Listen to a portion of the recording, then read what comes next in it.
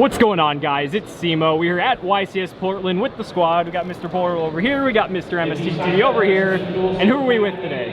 My name is Zach Stone. I decided to play Zefra Endymion.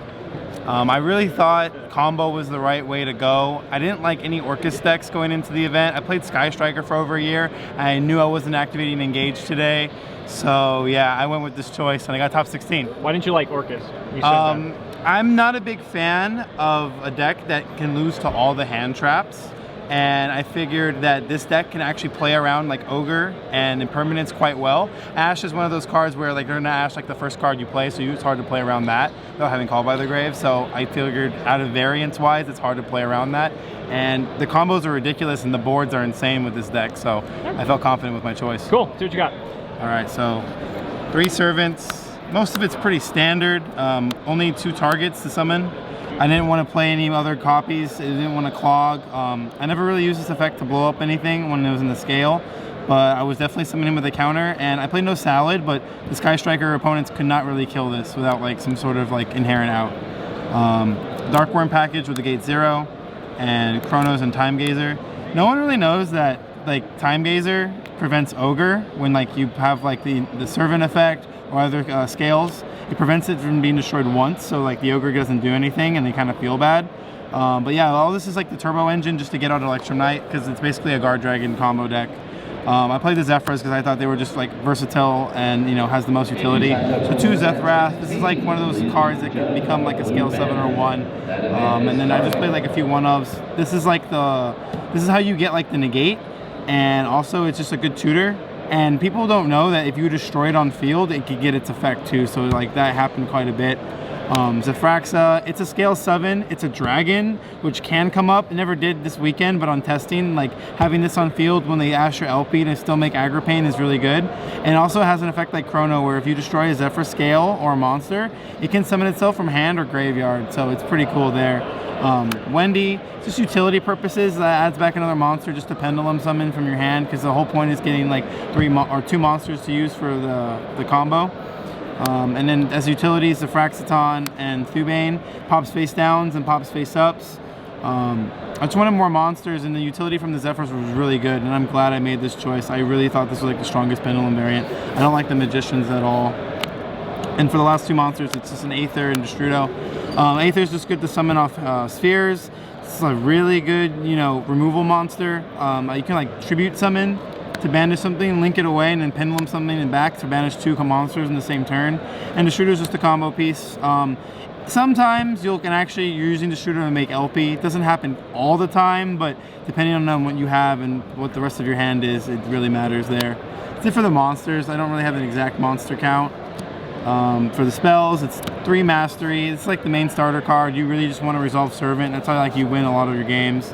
I played 2 Called by the Grave. I was like back and forth whether these should be like Curtain Raisers or something else to like extend more, but I was just really scared of hand traps. Like Ash and Ogre at the right time can just like beat me, but I just felt safe. I didn't really use it that much. I kind of Called by the Grave more like, you know, random situations more than hand traps. The rest are just kind of combo pieces: 2 Dragon Shrines, 2 Providence, 2 Oracle, and a Ravine. So the point of this is just to kind of like, you know, Servant and any one of these is usually game, because they add more spells or more monsters, and they just allow you to combo off a lot better. Having Ravine is pretty nuts. Just like every turn being able to dump Destrudo. Sometimes that happens in the late game. I kind of use it as a target for set rotation. I did set rotation somebody's Mystic Mind this weekend, so that was pretty cool. And the rest are just 1-of spells, really good with Servant, Foolish Upstart, and Terraforming.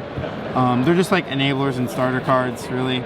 And then the 2 traps I played, I never want to see them in my opening hand. Divine Strike and War. Now this is like everyone plays, and then I liked having this in my deck as like another answer to Mystic Mind game 1.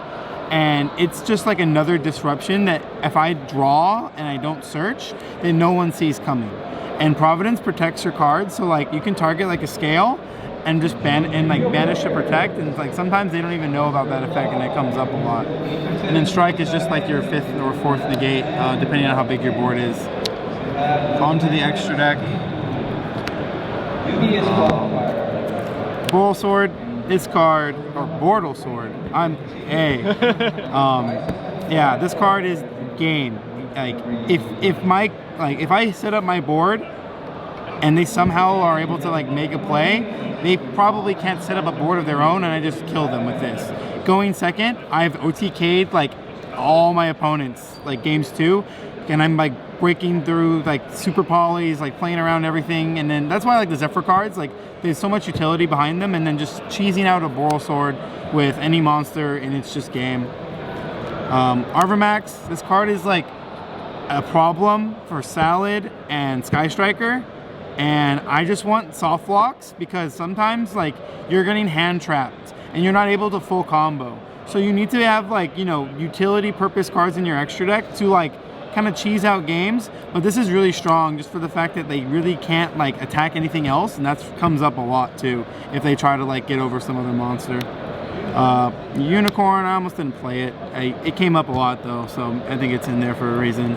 Phoenix, summoned it like once or twice. These are just utility purpose cards. Generic Link 2 that has arrows pointing to diagonally. Other than that, that's all you play them for. And then the rest are like combo like enablers. Like this is what you end your board on with spheres. Pretty standard. Triple burst. There's times where I'm just summoning him and just like attacking over. Like I did the piercing damage effect with him one time. He's just a really good card. Electrum Knight, playing Pendulums, Agripane and LP, the combo enablers. I never summoned a single Exceed at all this weekend, but this has come up when I played like Thunder Dragon. I played no Thunder or no Salad at all. And then Dweller is really good against Salad. Like if you can't make like your full board, ending on Dweller and like a war sometimes is like the nuts, because they can't really like put pressure. They can't kill this, and it puts pressure on them like the following turn too, and that's really good. Like getting value from all your cards is really important. Synchros, I played this.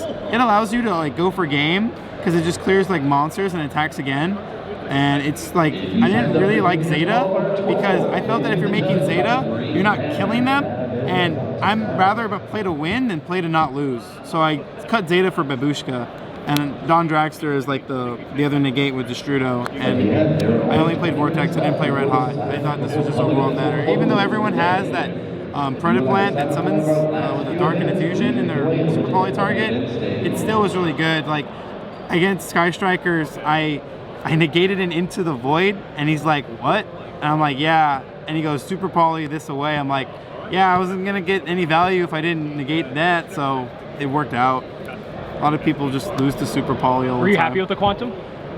It's better than Zeta. Okay. Quantum just lets you go for damage. It can clear Colossus if you just have like Shrine or Ravine, and Destrudo access is pretty good.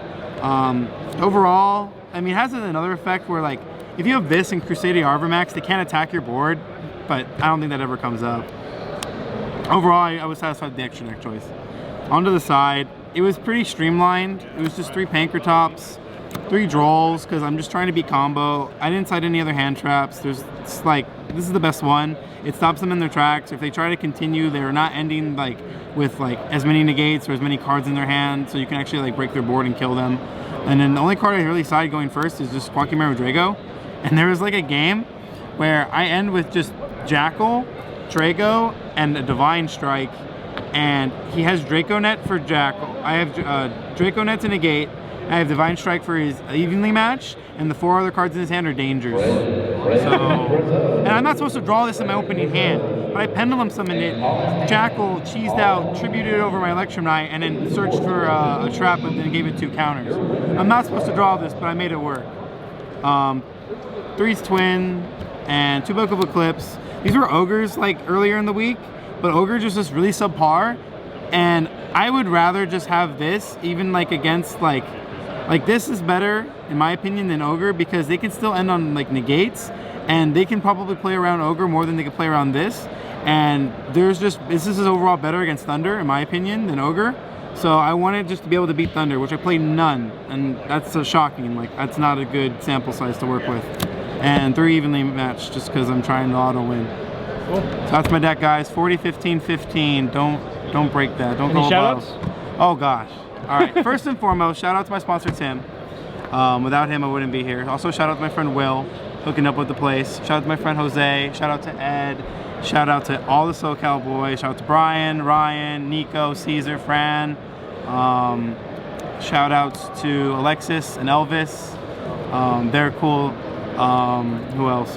I know I'm forgetting people, and I always say, like, you know, no offense if I forgot anybody. And if you guys haven't noticed, I'm wearing the same shirt in like every deck profile. It's like a day 2 shirt.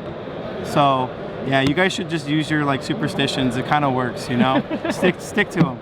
Awesome, man. Thanks so much. And shout outs to you guys. Without us, you know, this wouldn't be as popular in my opinion. The YouTube is really helpful. Awesome, man. Thanks for appreciate it, man. No worries.